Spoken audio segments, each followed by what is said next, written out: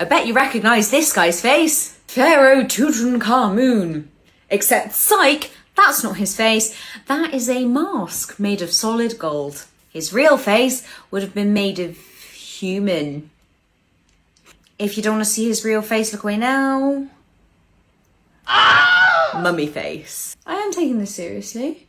I don't think Trish likes doing group projects with me, and I'm not sure why. So Tutankhamun isn't famous because of what he did in his life. He was only pharaoh for 10 years, from the ages of about 9 to 19. And then he kicked the bucket. Expired. Ceased to exist. Pushing up the daisies. Although he wouldn't be pushing up the daisies if he was in a tomb in a desert, really, would he? And if his arm's like this, he'd have to push like that, wouldn't he? The reason Tutankhamun became famous is because of how beautifully preserved his tomb was. It hadn't been touched by grave robbers for thousands of years until Howard Carter came along in 1922, picked up everything, including a curse. Okay, so the validity of the curse is unconfirmed, but the Earl of Carnarvon, who's the person who funded the Howard Carter expedition, died only a year after the tomb was excavated. That's pretty suspicious. Also, fun fact, the Earl lived, and actually his family still live, in Highclere Castle, which some of you might recognise is Downton Abbey. You can go there and you can do like special tours, and you can see all the bits he picked up from Egypt on his expeditions. So that's kind of fun.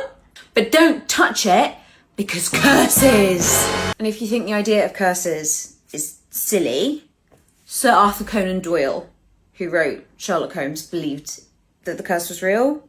So he also believed in fairies. No, it's not a tangent, Trish. These are all related fun facts. So Trish says that the rumour of the curse was probably spread just to stop grave robbers from going and nicking stuff from the graves. It was like a way of making people afraid of mummies. Even though mummies aren't scary, they're dead. What are they going to do? They're dead. So Tutankhamun's tomb was full of treasure, including the 3 layers of coffins that he was in, and the innermost one was made of solid gold.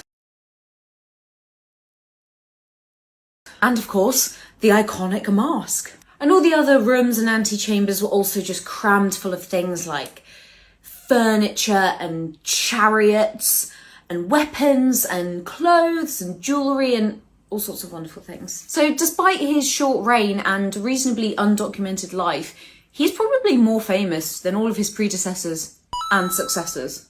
In the 1960s and 70s, the Treasures of Tutankhamun was an exhibition that toured the world, and it really solidified Tutankhamun as one of the most famous pharaohs to have ever lived.